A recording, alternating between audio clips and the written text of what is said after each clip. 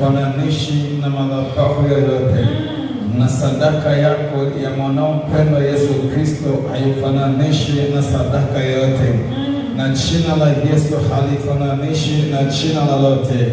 Tunakuabudu, tunakuadhimisha na kulitukuza jina lako, tunakutukuza, tunakuinua na kulikuza jina lako. Asante Bwana, ni wakati wa jua kupunga uliposhuka na kumtembelea Bwana mtumishi wako Ayubu, mtumishi wako Adamu, ukasema na Bwana, ni majira ambayo Mungu tunahitaji tena neema yako, tunahitaji tena nguvu zako, tunahitaji tena msaada wako, katika jina la Yesu, kwa damu ya Yesu, amen. Naomba waimbaji msiondoke. Bwana Yesu asifiwe. Leo tutagawa bahasha kwa ajili ya maombi ya siku ya kesho. Kesho tutakuwa na maombi maalum. Tumeanza mwaka, leo ni tarehe yetu moja, kesho ni tarehe 2. Kuna maombi ambayo tutaanza siku ya leo, na hayo maombi binafsi atakusukuma kwa ajili ya sadaka. Mungu ametusemesha sana kwa habari ya sadaka, na tunatamani tusikupunje. Bwana Yesu asifiwe. Chilia bahasha leo na zinarudi kesho. Kile ambacho tutafakari leo na kesho kitakupa sababu ya kuachilia sadaka yako, ambayo Bwana atakusaidia kusimama nayo kwenye madhabahu yake, ikanene kwenye lango lako la mwaka 2026. Bwana Yesu asifiwe. Karibu happy watu wa huduma ngao.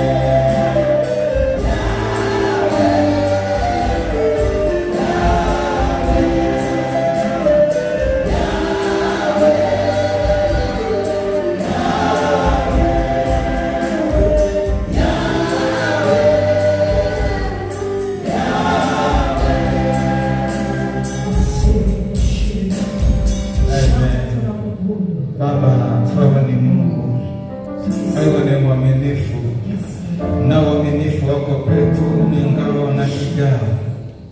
Baba, ninaliadhimisha jina lako na kulikuza jina lako. Baba, ninaliadhimisha jina lako na kuliinua jina lako. Ni kweli iko miungu mingi, lakini wewe ni Yahwe.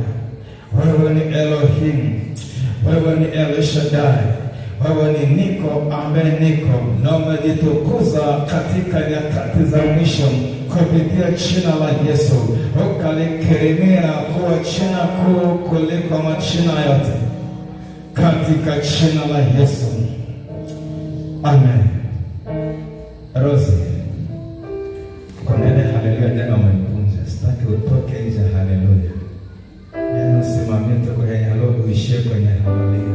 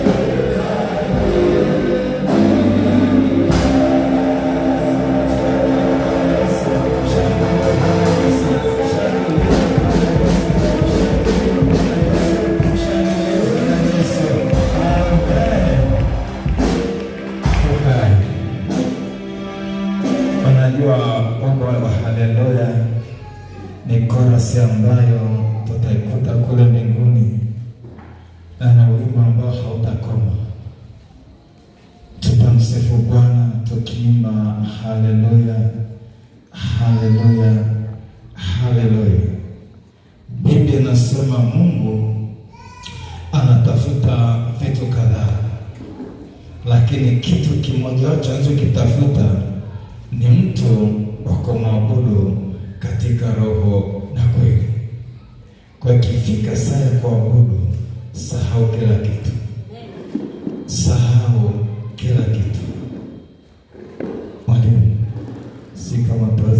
Msetule tutavua mapambo yetu. Sio bwana. Haiwaje rudini tena, maana sasa leo Mungu kuna kiti kiko hapa kimesetuli. Mungu wa roho, Mungu yuko hapa, anadai bado sifa. Tutavua mapambo yetu kama huoni nasi. Hebu tusimame juu, watu wa Mungu, tusimame tujue leo ni tarehe 1, mbingu zetu zijae sifa, mbingu zetu zijae sifa.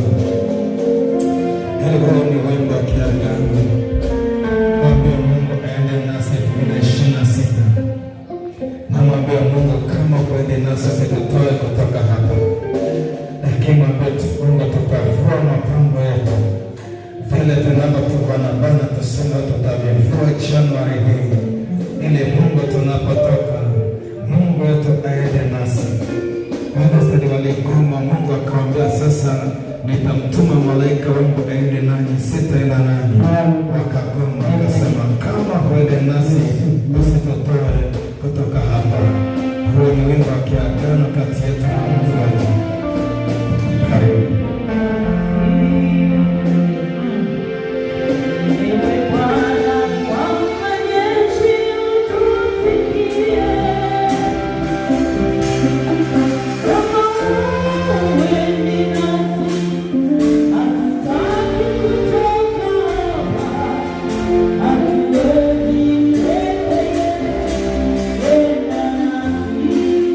Thank you.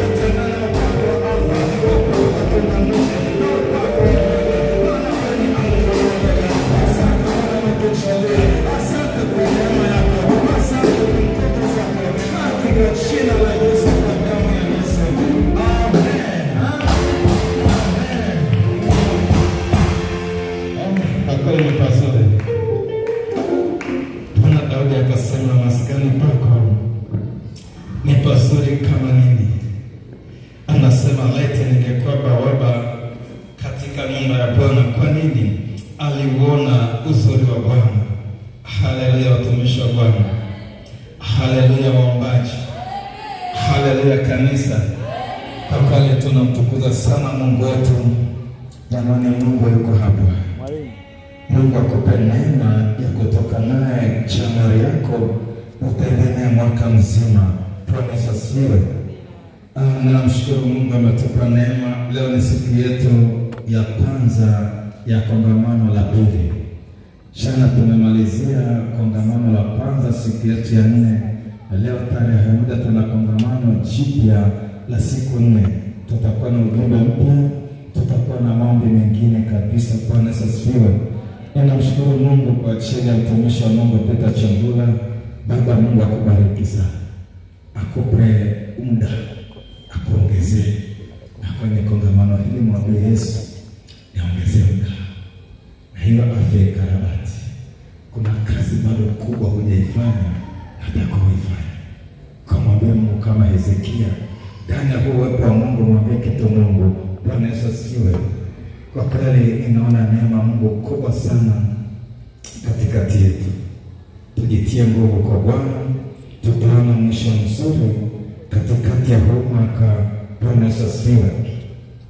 Sasa tumepata wageni wametutembelea. Tuna wageni watatu ambao wako nje ya mkoa wetu huu. Bwana Yesu asifiwe. Ndivyo waliposimama kuingia. Given yuko nje, ametoka nje. Given haya, Magdalena ulipo, Magdalena simama upungie hapo ulipo. Magdalena pungia hapo ulipo. Bwana Yesu asifiwe. Kuna mgeni hata natoka pa Dar es Salaam, amekuja juzi na tunaye mpaka tumalize. Bwana Yesu asifiwe. Cecilia mnabona upungie. Simama upungie. Bwana Yesu asifiwe. Yeye ni mgeni wetu, amekuja leo kutoka Dar es Salaam. Yeye ni mwimbaji, lakini pia ana neema ya kuimba. Haleluya. Yule dada yetu Magdalena, yeye ni mwombaji tu, si mwimbaji. Alafu kidogo anaibu hivyo, ndio maana anachelewa kusimama. Najua kusimama na kubeleza watu ni kazi kidogo. Bwana Yesu asifiwe. Sasa hawa ni watumishi ambao tumekuwa na tutakuwa nao kwa siku hizi chache ambao tutakuwa hapa, lakini wenyeji wote pungieni mikono. Nyinyi ni wageni wa Yesu hapa. Wenyeji wote pungieni mikono, hata nyinyi wageni wa Yesu.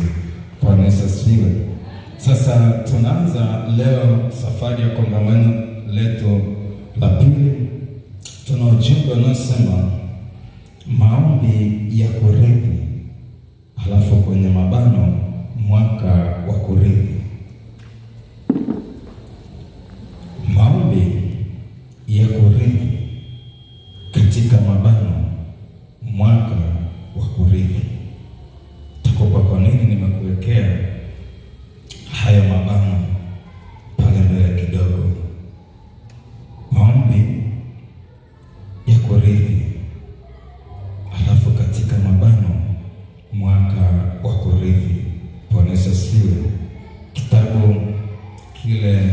cha Zaburi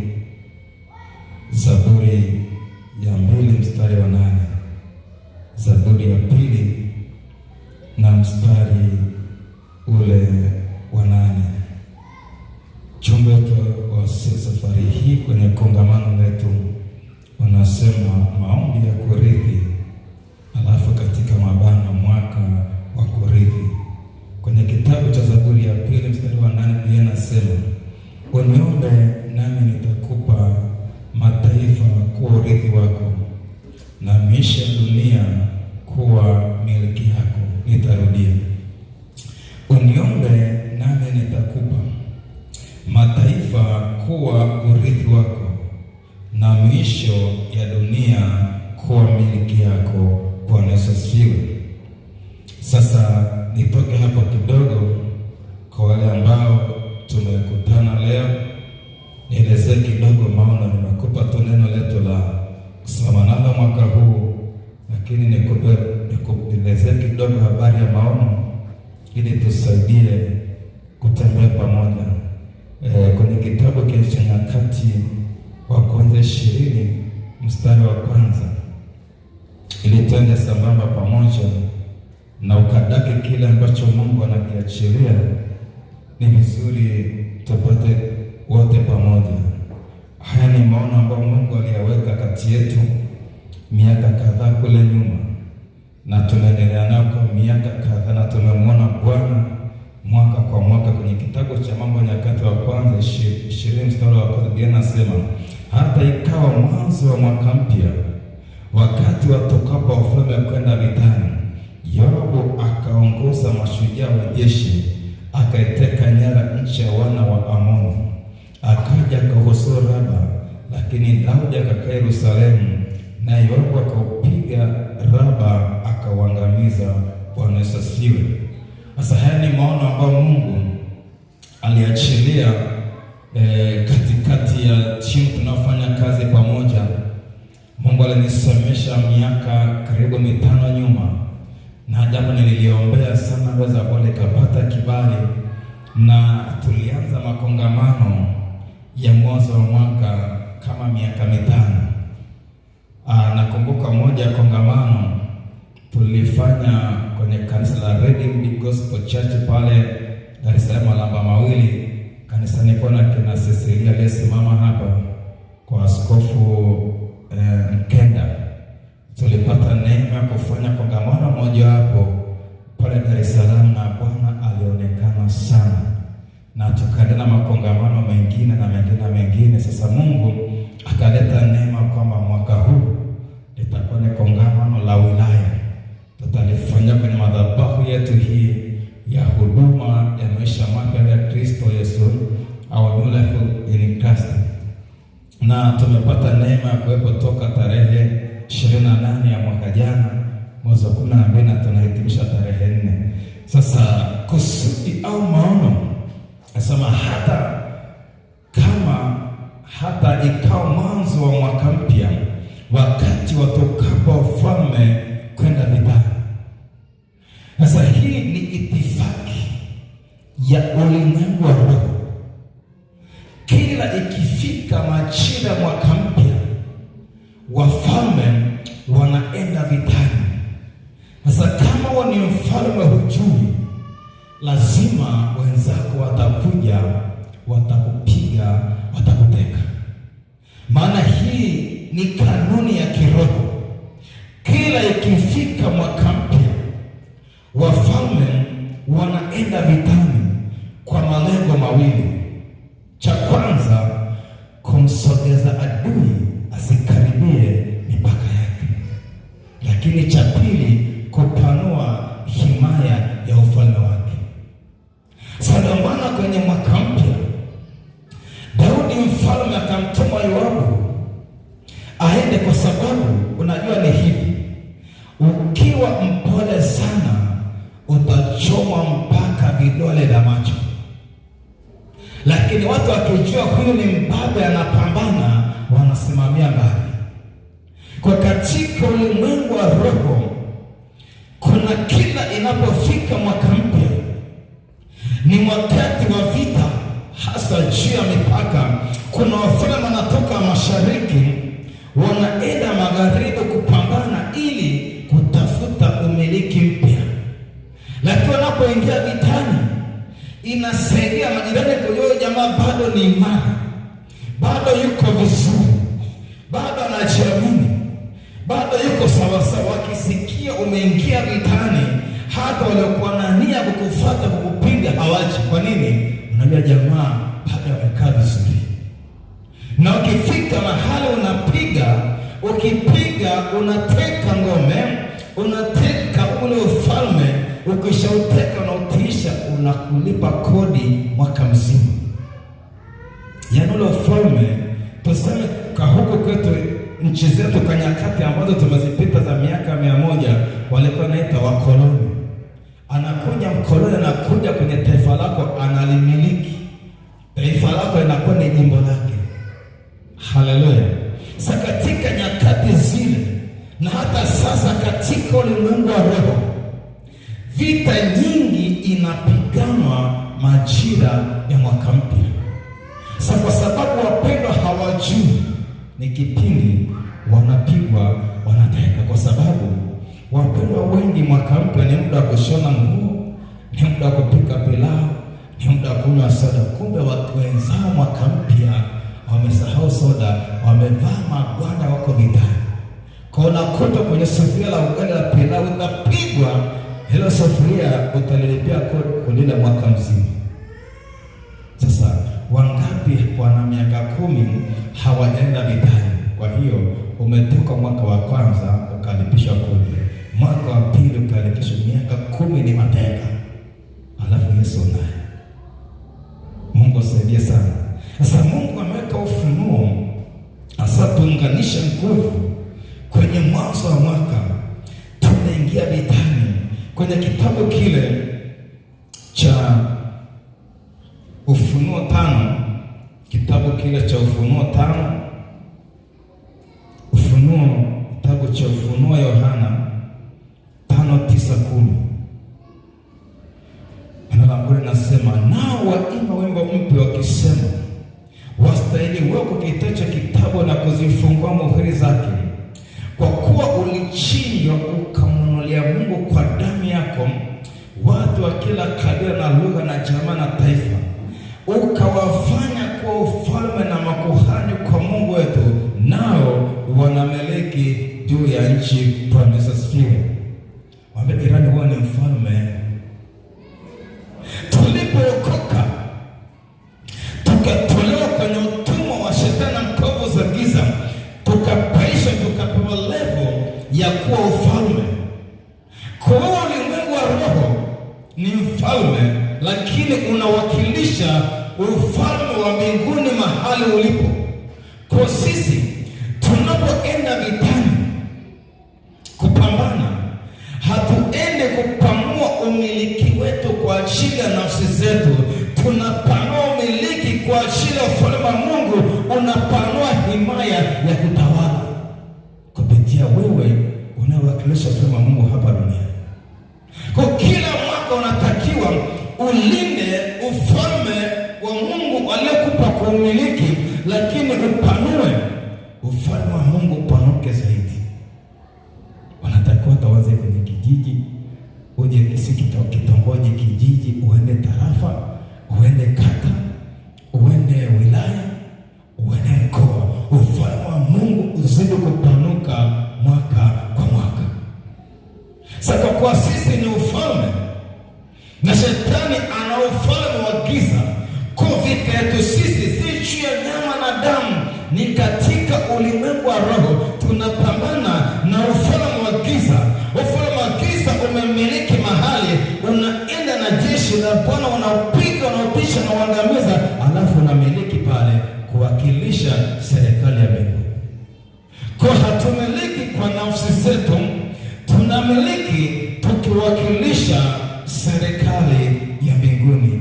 Haya ndio maono ya kuwa na hili kongamano mwanzo wa mwaka. Amen.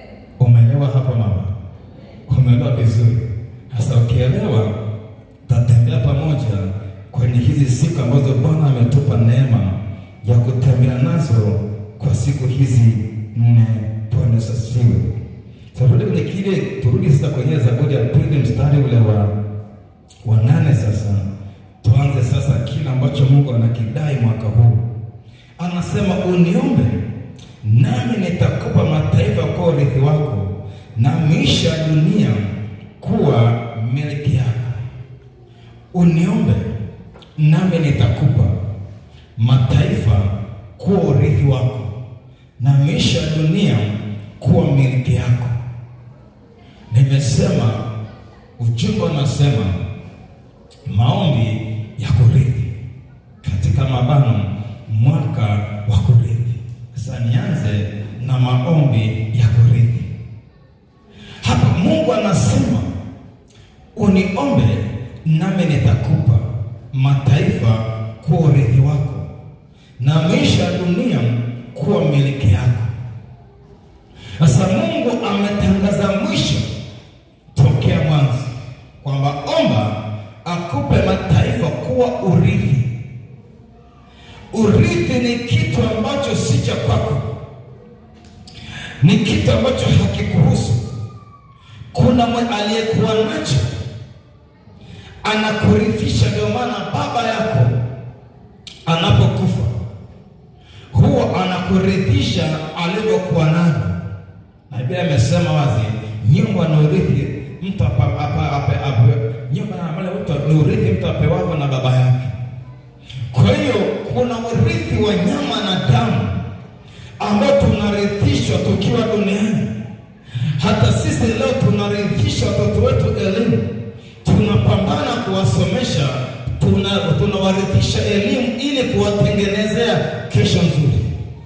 Sasa na Mungu kama baba yetu, Yesu Kristo kama mzaliwa wa kwanza, alikufa kwa ajili yetu, na alipokufa akatunganisha na ahadi za Ibrahimu na Isaka na Yakobo. Kwa tuwarithi sawasawa na Ibrahimu. Ahadi za Ibrahimu tunazirithi kupitia msalaba. Lakini ndani ya hizo ahadi, maana Ibrahimu alipewa kurithi ulimwengu na akaambiwa kubarikeni tambariki, kulaani tamlaani. Kwa sisi nasi katika Kristo Yesu tumepewa haki ya kuomba kurithi mataifa. Sema uombe nami nitakupa mataifa kuwa urithi wako. Kwa tunapoanza mwaka, agenda ya mbinguni mwaka huu kwenye madhabahu tunaosimama hapa, agenda inasema ni mwaka wa kurithi. Sasa kama hujarithi, shida si kama mbingu hazijasema, zimesema, ila wewe umekosea hesabu za kurithi. Sio, namjua nani anaitwa Musa, alipewa kurithi Kanaani, kakosea hesabu, kafia jangwani. Si kwamba ahadi haikuwepo, ahadi ilikuwepo, lakini hakurithi. Kwa Mungu anaposema ni mwaka wa kurithi, hiyo ni jambo limepangwa, ndivyo lilivyo. Kazi yako wewe ni kuingia kwenye mchakato wa kukusaidia kujua namna ya kuomba na kurithi. Hatutapata namna kutafakari mbele za Bwana ni namna gani unaweza kuomba na kurithi. Kwa nini? Kuna itifaki. Wakati nipo kwenye baraza la Bwana tunatafakari mbele za Bwana, mwangalie ni sasa, Mungu afadhali hii imekaa vizuri mwaka huu. Halafu akaniambia hujui usemaje. Nikamuuliza kwa nini? Akaniambia haiwagi rahisi namna hiyo. Kada kuna magana kaa darasani kuelekeza. Haleluya. Sasa kile ambacho nimeelekeza na kuelekeza wewe, ili tuingie pamoja kwenye mchakato wa kurithi kila ambacho Mungu amekiachilia mwaka huu wa kurithi. Bwana Yesu asifiwe. Haleluya kanisa. Sasa nataka tuangalie kwanza kwa nini tuite mwaka wa kurithi. Kitabu kile cha Isaya 61, Isaya 61.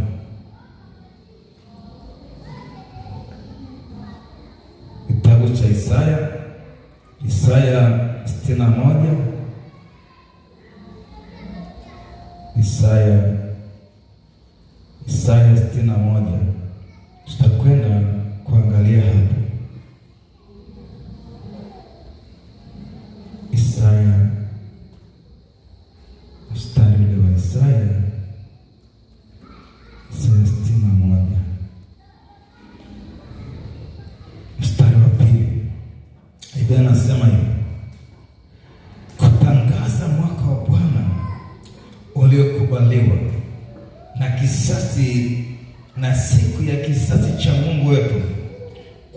kufariji wote waliao, kutangaza mwaka wa Bwana uliokubaliwa na siku ya kisasi cha Mungu wetu, kuwafariji wote waliao. Bwana asifiwe. Anasema kutangaza mwaka uliokubaliwa. Sasa tunaposimama kwenye lango la mwaka, moja kitu ambacho tumepewa kama wana wa ufalme ni kutangaza mwaka wa Bwana. Sasa kila madhabahu ya Bwana imepewa kitu cha kusema kwa kadi ya neema kwenye hiyo madhabahu. Na kwenye madhabahu hii kitu Mungu amekiachilia ni kwamba tutangaze, mbingu na nchi zisikie na mwaka usikie, maana tupo kwenye lango. Tunachokiachilia langoni tutakiishi kwenye mwaka. Kwamba tunaposema kutangaza mwaka Bwana kwamba ni mwaka wa Bwana wa kurithi, kwanza ukishalitangaza kwenye lango, mwaka ni roho kamili. Wakisikia mwaka ni mtu, ni roho. Kwa tukisema kwenye lango la mwaka, nikasema katika jina la Yesu, mwaka 2026 ni mwaka wangu wa kurithi mataifa. Rohoni imeumbika, alafu napotembea mwaka mzima kuna vitu vinachipuka vya kurithi mataifa. Haleluya, haleluya. Sasa wewe mwaka wako umeutangazia nini? Au mwaka umetangaziwa nini na watu? Niwaambie hivi, si tuko hapa watu wengi sana. Kwenye mitandao kuna watu zaidi ya 700 wanafuatilia, nimeona huko. Lakini ingawa tuko hapa wote, lakini kila mtu ana mwaka wake. Vile ambavyo umejipanga na Mungu kwenye mwaka wako, ndio matokeo ya Mungu kujifunua kwenye mwaka wako. Sasa ukitangaza ni mwaka wa matatizo, wa kwako ni hivyo, lakini wa kwangu ni mwaka wa kurithi mataifa. Sema na kutangaza mwaka uliokubaliwa. Kwa mwaka unatangaziwa wapi? Unatangaziwa langoni. Sababu vita iko langoni. Kwa unapotangaza mwaka uliokubaliwa kwenye lango lako la mwaka mzima unatembea na agenda ya kurithi mataifa.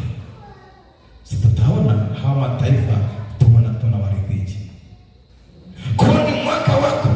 Mimi natangaza leo kwamba mwaka huu ni mwaka wangu wa kurithi mataifa.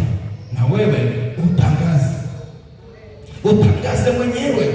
Usimame kwenye lango usemeshe mwaka nimepita kwenye miaka tofauti, nimepita kwenye changamoto tofauti, lakini mwaka huu nimevua vazi la changamoto. Ni mwaka naenda kuanza maisha mapya kabisa. Unajua wapendwa, sisi kitu ambacho tunabadilisha ni herufi, lakini hatubadilishi maisha ndani ya mwaka. Nikwambie kabisa, mwaka ni kitu cha kiroho kwanza, alafu cha kimwili.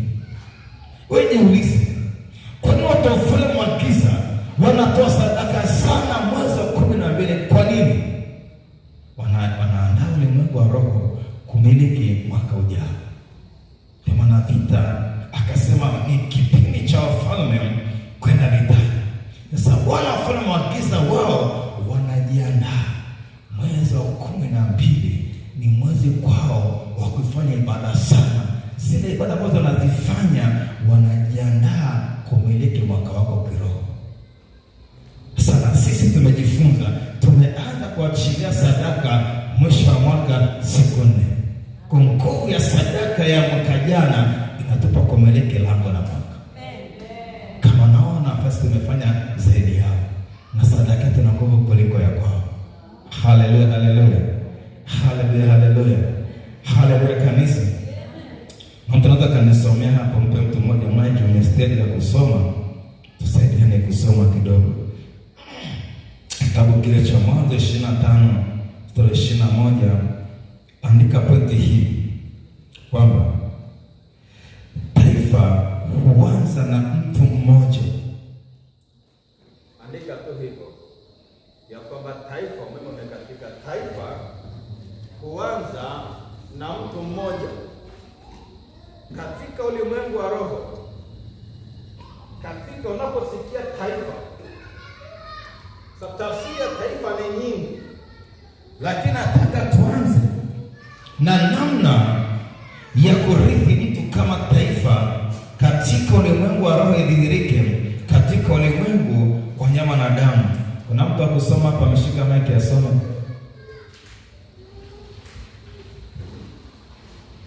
Au nisome mwenyewe. Mwanzo 25:21.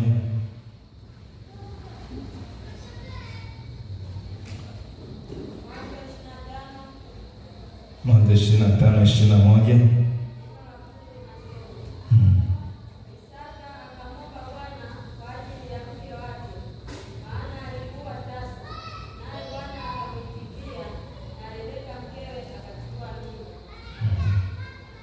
Anza kusoma tusikie vizuri sasa.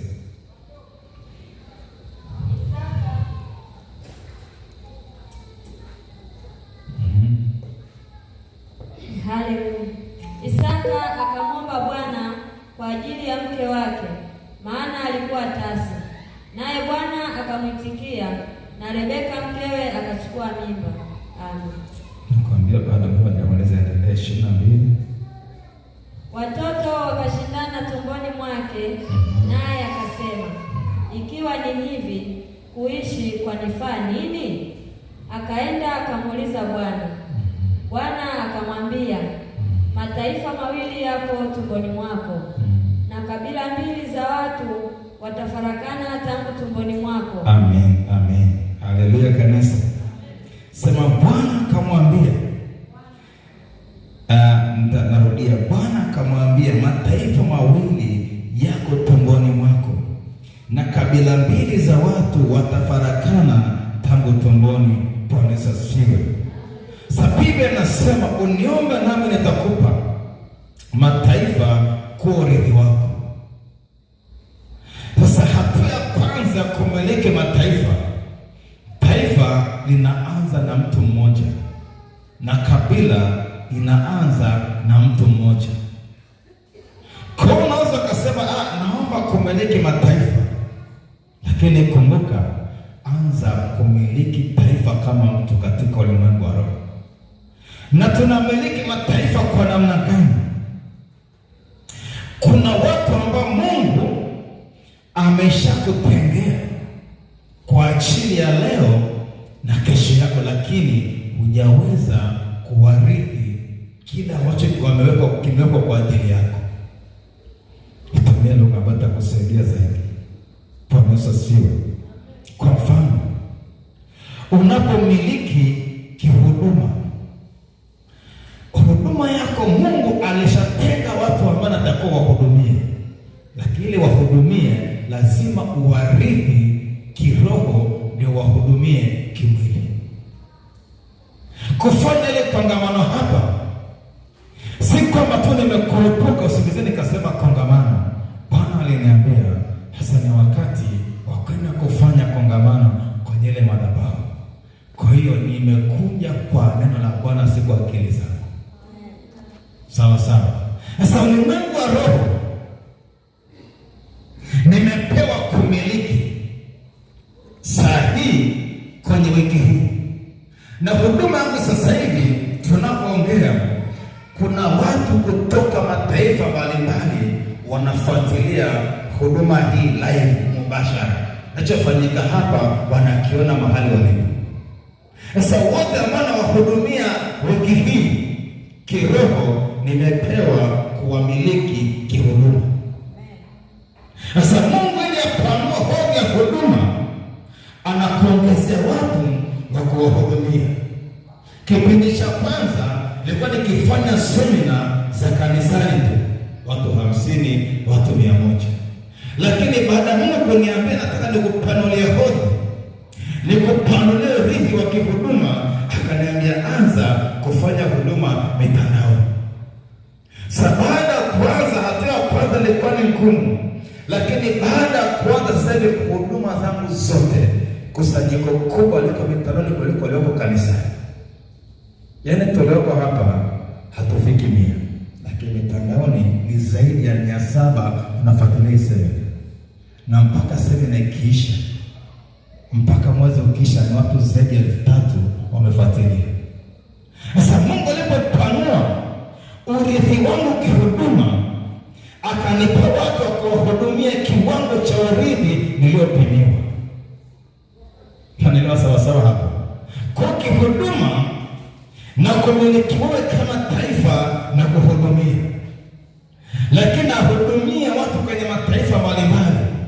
Kwa Mungu anaposema nimekupa mataifa kwa urithi, taifa linaanza na mtu mmoja. Bado ni lugha ngumu kidogo. Taifa lolote lina waasisi, lina mtu. Kama taifa la Israeli lianzishwa na Yakobo anaitwa Israeli. Hata Tanzania limeasisiwa na watu likaitwa Tanzania, kabla ilikuwa inaitwa Tanganyika. Kwa hiyo Mungu anasema nitakupa mataifa kwa mfano na pesa. Huduma yako changamoto yake ni uchumi.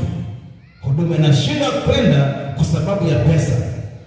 Sasa Mungu akitaka huduma yako ainasue ipige hatua nyingine, anakupa urithi wa mtu ambaye ni sababu ya kuwa kupata pesa, huduma kusonga mbele. Yule umerithi, lile taifa walirithi, huduma inasonga mbele. Huduma imekwama kwa uombaji, huna uombaji wa kutosha. Mungu anakunulia mataifa kwa kuombea. Kama unaweza kupata 7 na mataifa 7 yanakuombea, mtu ni kama taifa. Kwa unaposema omba nami nitakupa mataifa kwa urithi, mwambie Mungu naanza na mtu mmoja mmoja, alafu itapanuka utukufu na utukufu na utukufu. Hapo umenielewa? Sasa Mungu ni Mungu wa roho. Kila kitu ambacho amekubebesha, kuna mtu amekupa kuwa sababu ya kwenda mbele. Huduma unayobeba, kuna mtu Mungu alishamwandaa kuwa sababu ya huduma kusonga mbele. Shida ni kukutana huyo mtu uliopewa. Alafu tatizo letu kubwa sasa, tunaangalia watu kwa macho ya nyama na damu. Tunajichagulia watu ambao sasa hii hawakufikishi bado. Yaani nikwambie katika Bwana usikie vizuri. Ukinichagulia mtu ambaye hujapewa na Bwana, hufiki naye mbali. Atakuwa mwiba wenye sumu. Lakini Mungu akikupa mtu katikati ya madhaifu yako, yeye anaona kama hapa ndipo wakati wa kumbeba aende mbele. Wakati unapoteleza anasema huo ndio wakati unifaa kumbeba huyo mtumishi. Wakati wengine wote wamekupenda unakuona hufai, anasema wakati huu natakuwa nimfariji huyo mtumishi. Lakini kama umepewa watu wenye changamoto na huwa anakumwomba sawa kwako, waache waende. Mwambie Yesu waache waende, hausawa kwangu. Lakini mtu uliyepewa na Bwana, kama ni urithi aliyokupa Bwana, yuko tayari kulipa gharama yoyote ili usonge mbele. Yaani hafurahi unapofeli, hafurahi anguko lako. Huo ni urithi wako umepewa na Bwana, ushikilie vizuri. Ushikilie. Bwana Yesu asifiwe. Katika nifundisha haya masomo, nifundisha muda mrefu kidogo. Anakuambia mzaba, huyo nimekupa na kwako ni urithi wako, mshikilie, muombe vizuri. Kuna mwingine anatamani kama mtu basi anatamani kimya, sema nimekupa ni urithi. Kama nimekupa na kweli unakaa na muombe, unamshikilia kwenye maombi. Yaani kuna mtu Mungu alinipa wa kunivusha wakati wa shida, na nimeombea kweli kwa Bwana. Yaani ikifika siku nimekwama kweli, yaani hali sio nzuri kabisa, unashangaa tu kwenye simu katuma sadaka, ukifungua jina lake, Mungu amenyoaje? Anakuambia nimekupa. Kule nimepita zaidi ya miaka 5, huyo mtu kwa kweli simwambiaji napita mahali, ila rohoni anajua napita.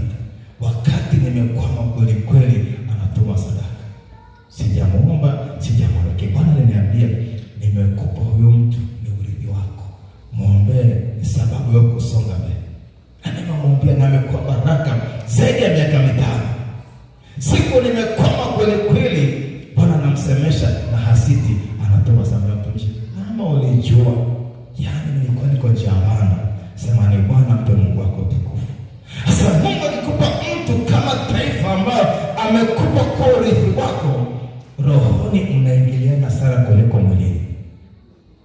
Yaani kiroho mnasomana vizuri, anaona unapopita kama hujasema. Lakini kama huyo mtu mng'ang'ania hujapewa, mtashindana roho na mwilini pia. Hii wasaidie sana. Anasema mataifa mawili wanashindana, kabila mbili zinapambana toka tumboni. Kwa hiyo kabila au taifa linaanza kupitia mtu. Kunapoanza kuomba juu ya kumiliki mataifa, usianze kutafuta Kenya, huo upako hujakuwa nao bado. Anza taifa kama mtu. Bwana Yesu asifiwe. Haleluya kanisa. Sasa tuangalie vigezo vya kumiliki mataifa. Vigezo. Hapa ndipo kwa break kidogo kwa usicheke haraka haraka. Hiyo kirahisi labda hiyo.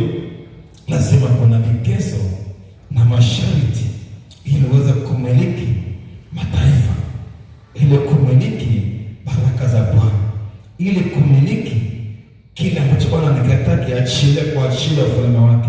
Kitabu kile cha Ayubu 22:21 utasoma hapo. Ayubu 22 mstari wa 21, nami nitasoma Galatia 4:1 mstari wa 2 taruka wa 7. Wewe soma kwa Ayubu 22:21, mimi nitasoma kitabu cha Galatia 4:1-2 taruka mstari wa 7.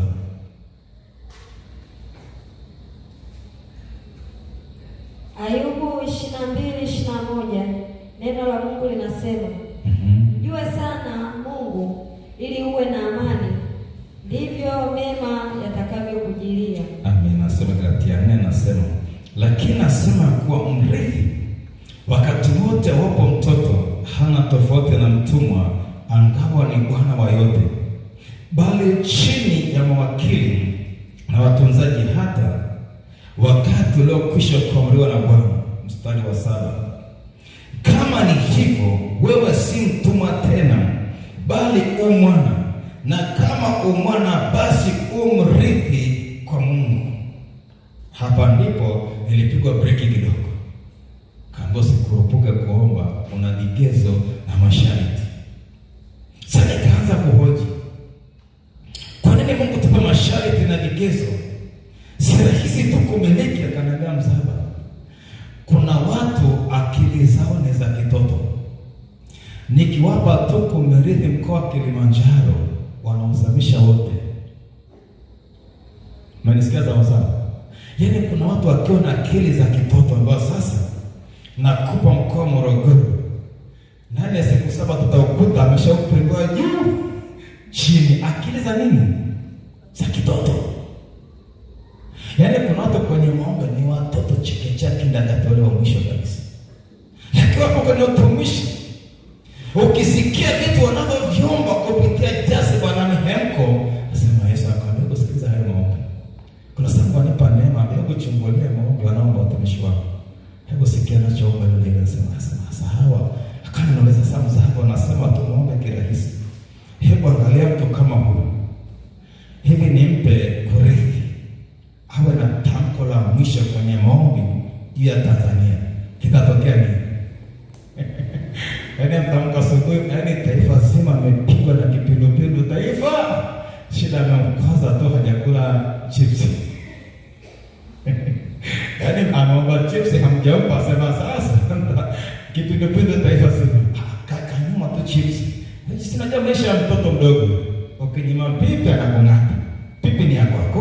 Unamlaki ukimnyima anakung'ata. Sasa maisha sasa kanyama, kuna watu Mzaba ni watoto. Wana upako lakini ni watoto. Nikiwapa hiki kitu mmekwisha duniani. Acha tu ni wasubiri wakue. Sasa nikuuliza swali, ni mtoto au umekuwa kidogo? Ni mtoto umekuwa. Sababu Mungu ana watu ameshawaandaa kwa ajili yako. Yaani ukikohoa tu anaachilia fedha. Yaani hela yake haina masharti, haina shida. Ukikohoa kaachilia. Sasa kuna mtu hapa akishika tu milioni 7, aisee Yesu anakuwa mdogo kudani, anakuwa mrefu kuliko Yesu. Kapa milioni ngapi? 7. Yesu anakuwa mfupi na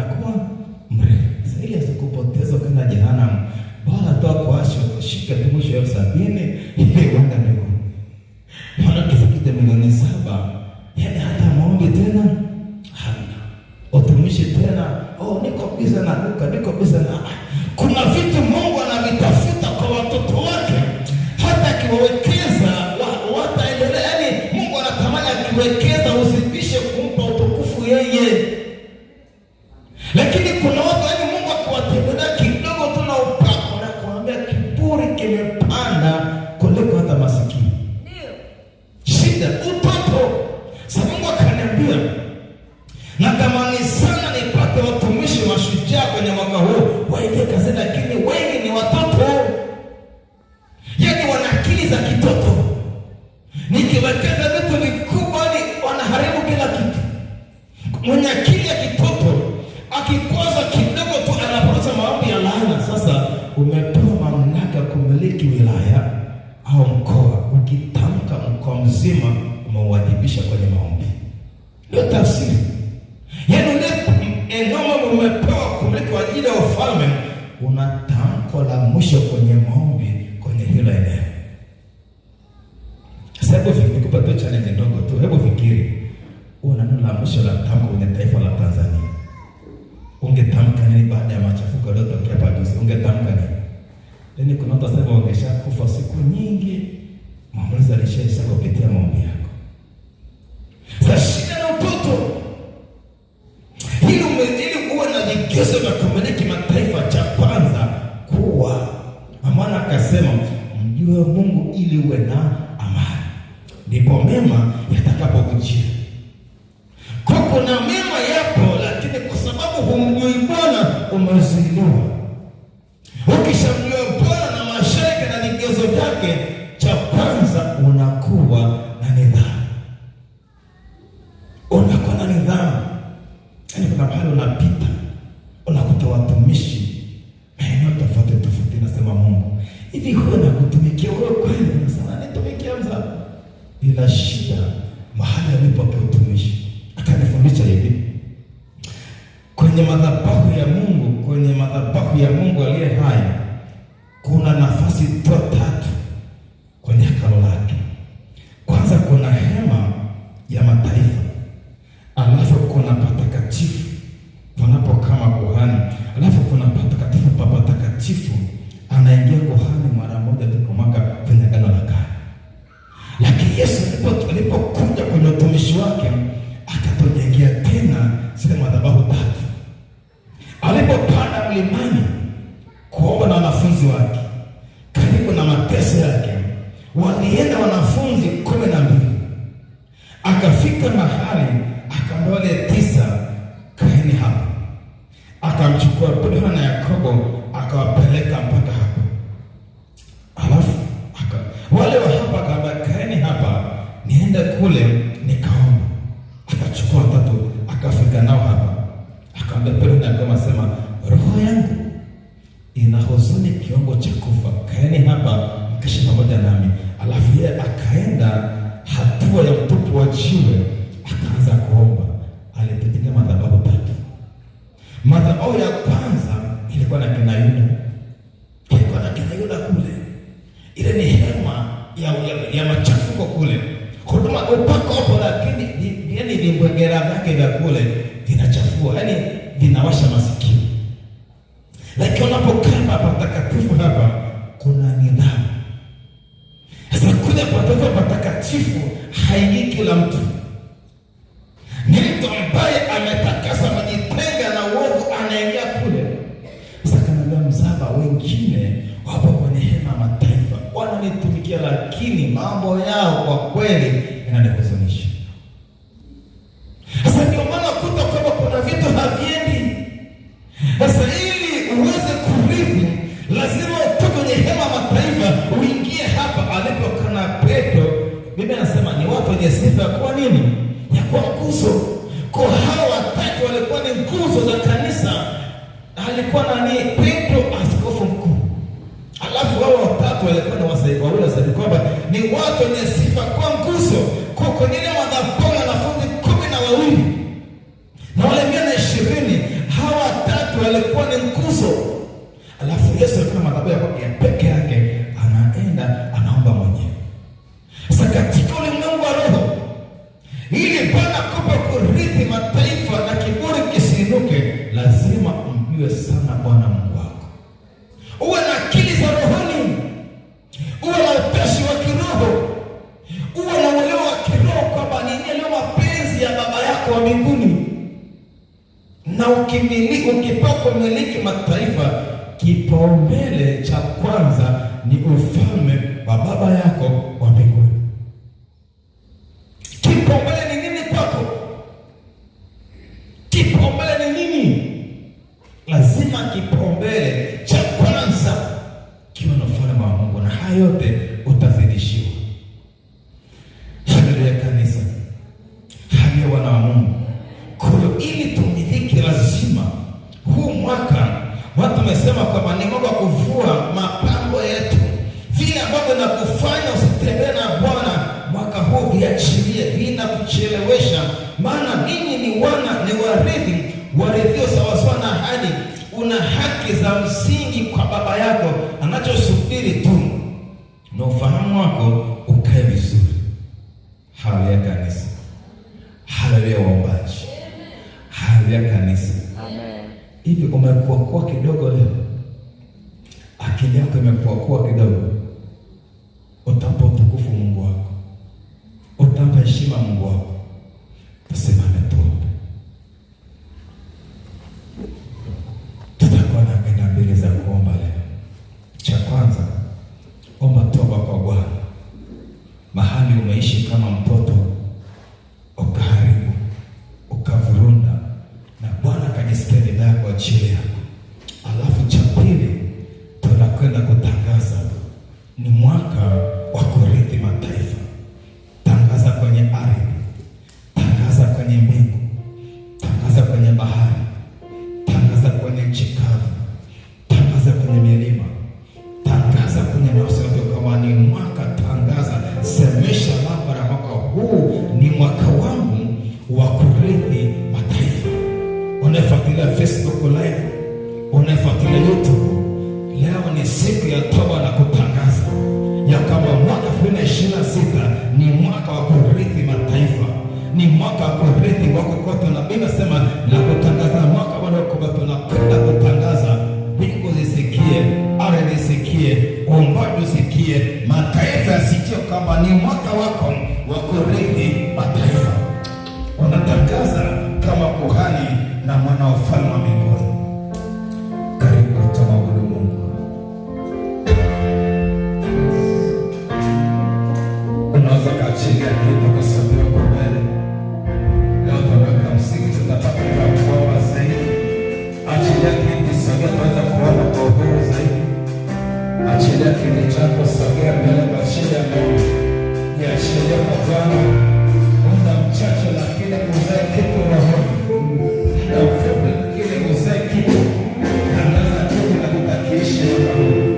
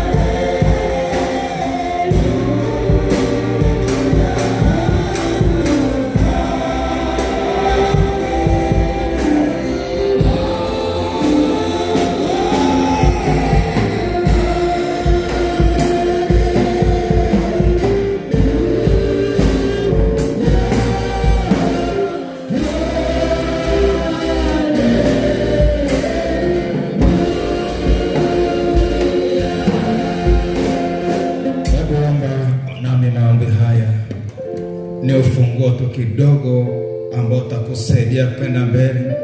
Unafuatilia Facebook na YouTube, haya maombi ni ufunguo, lakini takuacha utembee mwenyewe.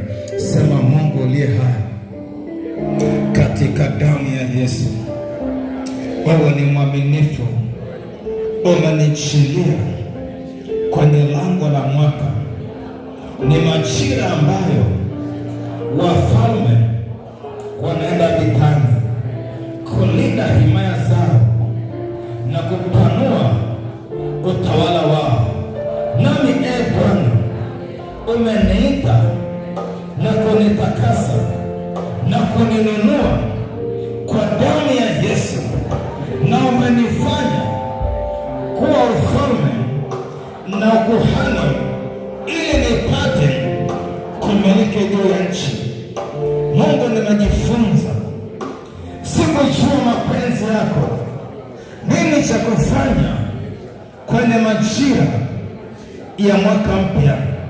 Kuna vitu vyangu vimepigwa kwenye lango la mwaka mpya. Nilijua ni majira ya sikukuu, ni majira ya kula na kunywa, lakini kumbe kiroho ni majira ya kivita. Naomba nirehemu, kama askari wako nimekuangusha kwa miaka mingi. Ufalme wako ambao umewekeza ndani yangu, maana umesema ufalme wa Mungu upo ndani yangu. Hata mimi mwenyewe kuna vitu ambavyo nimeshindwa kuvimiliki kwa sababu ya kutokujua mbinu za kivita katika majira ya mwaka mpya. Ninaomba toba, ninaomba rehema. Nimeshindwa kumiliki hata afya yangu, hata nafsi yangu. Kumbe kila mwanzo wa mwaka mpya kuna vitu vinapigwa katika huu mwili ambao ni hekalu lako. Mungu, ninaomba toba. Mungu, ninaomba rehema, maana nimeshindwa kusimama kwenye zamu na nafasi ambayo ulitarajia kuniona nikisimama. Lakini naomba toba, nimekuwa mtoto, nimekuwa binafsi. Kuna vitu vingi umekusudia kuvipitisha kwangu kwa ajili ya ufalme wako, lakini nimekuwa mchoyo, nimekuwa binafsi. Nimesema mimi kwanza, nao umesema wazi, utafuteni kwanza ufalme wake na haki yake, na haya yote mtazidishiwa. Leo naomba toba, nimekuwa mtoto, na huo mtoto umesababisha ubinafsi. Mungu, ni rehemu. Ninaomba neema yako mpya nijilie katika huu mwaka wa 2026. Nimesimama kwenye lango la mwaka, nimejiandaa kama askari ndani ya ufalme wako. Nimejiandaa kuanza vita kwenye lango la mwaka, ili nipate kulinda ufalme wako ulionipa kumiliki. Lakini majira ya kupanua hadhi ya kumiliki kwa ajili ya ufalme wako, Mungu uliye hai, ninanyenyekesha kwenye madhabahu yako. Mimi ni mtoto, sijajua mapenzi yako, lakini neno lako leo limenipa maarifa, limenipa ufahamu. Ziko baraka huko utumishi yako, mataifa yanateseka, lakini Bwana yananisubiri mimi niwe mwana. Nikishakuwa mwana, inayarithi haya mataifa kiutumishi, inayarithi haya mataifa kiuchumi, inayarithi haya mataifa kwa ajili ya ufalme wako. Mungu uliye hai, ninapomoka kwenye madhabahu yako, ninapoachilia toba kwenye lango la mwaka, damu ya Yesu iingie kwenye lango la mwaka, ili damu ya Yesu ininenea mema na kuniondolea kila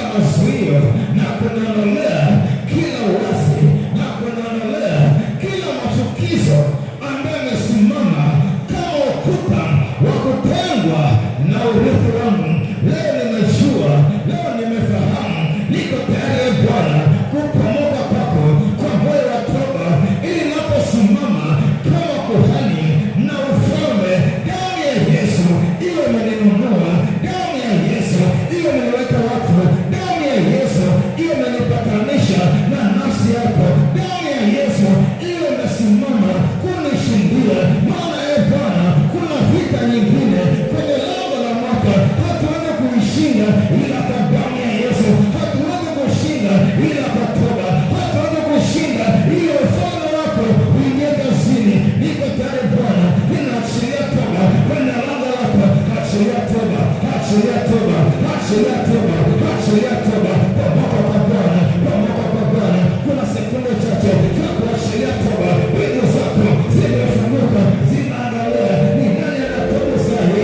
Wingu zako zimefunguka kwenye kitu cha rehema. Ufalme wa Mungu unatafuta ni nani ambaye ananifaa nikamtumie kama mfalme kwenye taifa, nikamtumie kama mfalme kwenye mataifa, nikamtumie kama mfalme akarejeshe wale wakubwa waliopotea. Ni majina ya siku za mwisho, ni majina ambayo tunatakiwa tubebe injili ya siku za mwisho kwa Yerusalemu na Samaria na Uyahudi hata mwisho wa nchi. Ni nani ambaye Bwana anamuona anaweza tayari atarithisha huduma za kimataifa, atarithisha mataifa, apeleke injili? Ni nani ambaye moyo wake unaweza kubeba mali, kubeba fedha nyingi, kubeba utajiri wa shina fulani?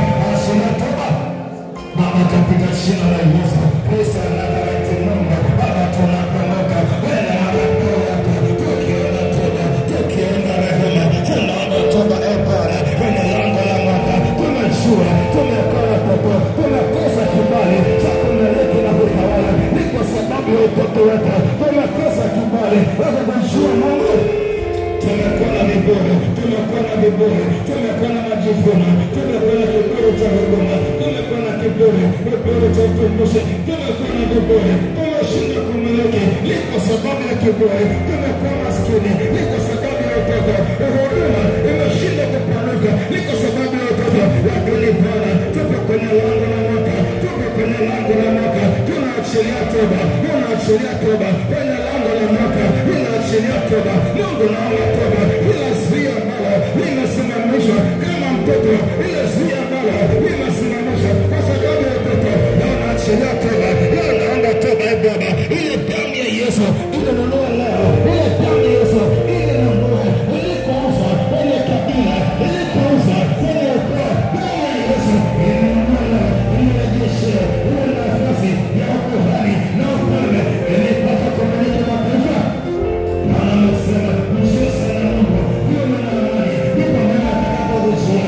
Leo nimejua ya kama Bwana na shida ya mwanzo wa mwaka, nina shida ya ufalme wanaenda vitani kulinda himaya zao na kupanua hema ya kumiliki na kupanua haki. Ninaomba toba yale mambo ambayo yanasimama kama ukuta umezuia kumiliki mwaka huu, yale mambo ambayo yanasimama kama ukuta umezuia kurithi mataifa, umezuia kurithi mwaka wangu. Ni mwaka wa baraka, ni mwaka wa neema, ni mwaka wa kuinuliwa. Niko kwenye lango, niko kwenye lango la mwaka, nikiashiria toba. Wanaweza walisema Mungu, uso wako usipende nasi, usiletoka kutoka hapa, utafuma mamlaka, tuwatuonyeshewe ngumu. Mungu turehemu, tumekuwa na shinda ngumu. Mungu turehemu, ashiria toba kwa Bwana. Israeli ndani walifanya mgomo, wakasema uso wako usipende nasi, usiletoka kutoka hapa. Mwambie Bwana kwenye lango la mwaka, uso wako usipende nami, usiletoka kutoka hapa.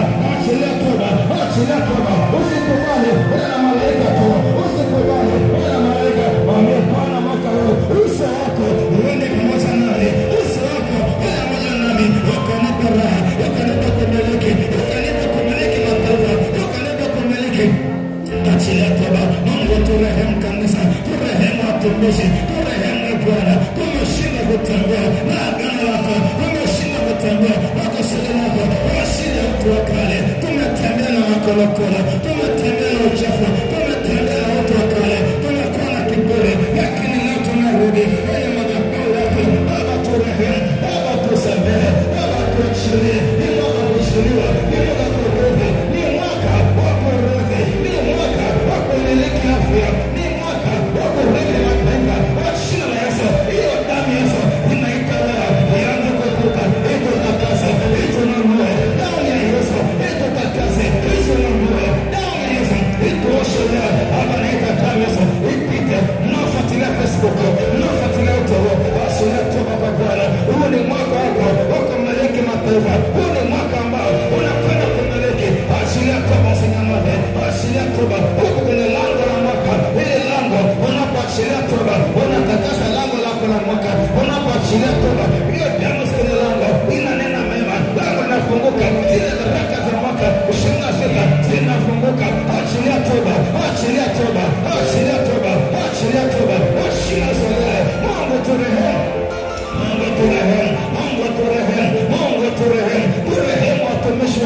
urehemu watumishi wako. Tumeshinda kujua mapenzi yako, tumeshinda kujua mashauri yako. Tunasimama na damu ya Yesu ituoshe leo. Tunasimama na damu ya Yesu itukomboe leo. Tunasimama na damu ya Yesu ituoshe leo. Achilia toba, achilia toba kwa Bwana. Biblia inasema tubuni mrejee ili dhambi zenu zifunge. Hili nyakati wakuburudisha wako wake Bwana ambapo kumtuma Kristo Yesu huoni Bwana. Yeye ni majira ya kuachilia toba ili mwaka huu ziji nyakati kuburudisha Bwana akaonekane, alikumelekesha makosa Bwana akaonekane, alikuridhisha. Ni mwaka kurudi, ni mwaka wa kumiliki, ni mwaka wa kurudi, ni maombi ya kumiliki, ni maombi ya kurithi mataifa. Tunaachilia maombi ya kurithi mataifa na kwenye lango la mwaka tunakwenda kuachilia maombi ya kurithi mataifa kwenye lango la mwaka 2026 kwa jina la Yesu na kwa damu ya Yesu, na kwa damu ya Yesu. Amen. Simama kama askari sasa. Simama kama askari wa kifalme. Sema, Mungu uliye hai, Mungu uliye hai, katika jina la Yesu ninasimama kwenye nafasi yangu ya ukuhani wa kifalme. Umenipa mamlaka ya kutangaza mwaka wa Bwana uliokubaliwa sawasawa na neno lako katika Isaya 61. Ninasimama kwenye nafasi yangu kwa jina la Yesu. Umelituma neno kwenye hii madhabahu, uombe nami nitakupa mataifa kuwa urithi wako kwa jina la Yesu. Mwaka 2026, sikia, wewe ni nafsi hai, ninaingia ulimwengu wako wa roho kwa damu ya Yesu. Mwaka sikia, na utenga mwaka wangu kwa damu ya Yesu. Inautenga na kuweka wakfu mwaka wangu wa 2026 kwa jina la Yesu. Mungu aliye hai, wana wa Israeli ile siku walipoachilia sadaka ya Pasaka, uliwaambia siku ya leo ni mwanzo wa mwaka, ni mwanzo wa siku, ni mwanzo wa mwezi, ni mwanzo wa siku kwenu. Nami nasimama kwenye lango la mwaka 2026 leo tarehe 1 mwezi wa kwanza. Ni mwaka wa Bwana uliokubaliwa, ni mwaka wa Bwana wa kurithi mataifa kwa jina la Yesu. Mwaka sikia, wewe na kuweka wakfu, wewe ni mwaka wangu kwa damu ya Yesu. Nimesimama kwenye madhabahu kwa namna ya toba. Mwaka sikia 2026 ninasimama kama kuhani na ufalme. Neno langu linawakilisha serikali ya mbinguni. Neno langu ni hukumu na amri. Neno langu linasimama kama hukumu na amri kwa jina la Yesu. Mwaka 2026 sikia, ni mwaka wangu wa kumiliki na kutawala katika jina la Yesu. Mbingu sikia, ardhi sikia, uumbaji sikia, milima na mabonde sikia. Mwaka huu ni mwaka wa kurithi mataifa kwa jina la Yesu. Bwana amesema niombe nami atanipa mataifa kwa urithi wangu. Maji sikia, bahari sikia, miti sikia, nchi sikia kwa jina la Yesu. Huu ni mwaka wa kurithi mataifa. Anza kutangaza mwenyewe, anza kutangaza kwa ng'ombe, anza kutangaza, tembea, simama, omba. Bwana sema nakutangaza mwaka wa Bwana uliokubaliwa. Hiyo ni nafasi sasa, unaingia vitani. Unapotangaza neno lako linatiisha miungu. Unapotangaza mwaka wako unatengwa na miaka miungu. Unapotangaza miungu yote inafiata mkia, inaachia mwaka wako. Wakati wengine wanaona changamoto, mwaka wako unarithi Januari yako, ukarithi Februari yako, ukarithi mwezi wa 3, ukarithi mataifa. Mungu akuinulia taifa kama mtu mmoja. Mungu tumejifunza ya kwamba akaambia kwenye tumbo lako mataifa mawili yameshindana toka tumboni, mbili, kabila mbili za watu. Kuna mtu ambaye Bwana amekupa, ametengwa na wewe, huu mwaka unamrithi. Kuna mtu ambaye ameinuliwa kusomesha watoto wako, huu mwaka unamrithi. Kuna mtu ambaye amekabidhiwa nyumba yako akujengee, mwaka huu unamiliki. Kuna mtu ambaye amepewa fedha yako ya kuendelea kwenye huduma, mwaka huu unamiliki. Kuna mtu ambaye ni mume wako anatakiwa akoe, ametengwa nawe, mwaka huu unamiliki. Kama taifa, kuna mke ambaye unatakiwa muoe, ametengwa nawe, mwaka huu unamiliki mke. Kama taifa, unamiliki watu, mtu mmoja. Kama taifa, ikiwa kwenye tumbo la yule mama aliambiwa mataifa mawili wako tumboni, naye kuna watu wawili, ni mataifa, una mtu mmoja. Tangaza kumiliki, tangaza kwenye lango, tangaza kwenye lango. Unafuatilia Facebook, unafuatilia YouTube, anza kutangaza kumiliki mataifa. Tumepita kwenye toba, anza kutangaza. Una mtu ambaye umepewa kama taifa, unatakiwa mwaka huu akumiliki. Ataachilia baraka za Bwana kwenye huduma yako, ataachilia baraka za Bwana kwenye familia. Una mtu ambaye umepewa, yuko mahali ameziliwa. Sasa tamka kumiliki alipo, yuko Tanzania, yuko Uganda, yuko Marekani, yuko Canada, yuko Norway, yuko Pakistani, yuko Indonesia. Tangaza kama ni mwaka wa Bwana akumiliki mtu kama taifa. Bwana amenipa, washirie baraka. Kuna mtu ambaye Bwana amekupa, washirie baraka, washirie ufalme wa Mungu, upate kufanya kazi ya Bwana, uhubiri Injili, ufanye kazi ya Bwana. Kumbuka ufalme wa Bwana, akasema tafuteni kwanza ufalme wake na hayote mtazidishiwa. Endelea kuomba, washina swali haya. Baba, natangaza kumiliki, natangaza kwenye mwaka, natangaza huu ni mwaka wa kumiliki mataifa. Washina Yesu, huu ni mwaka wangu wa kumiliki mataifa ambayo nimepewa mwaka huu kama urithi wangu. Wale mataifa ambao Bwana amenipa uamiliki kama urithi wangu, maana Bwana amesema uombe nami nitakupa mataifa kwa urithi wake. Washina na Yesu, wale mataifa ambao umenipa na wamiliki 2026 na warithi, inarithi mataifa ambayo umenitengenezea, umenitengea. Wako mataifa ambayo umenitengea mwaka huu niwamiliki, ili ufalme wako upate kusonga. Achilia maombi. Natamani mtu ambaye ana hasira, amechoka na haya maisha, achilia maombi, kanyaga kabisa, sukuma maombi.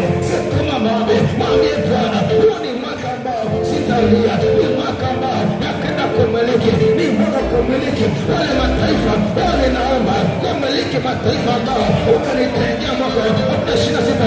Achilia maombi.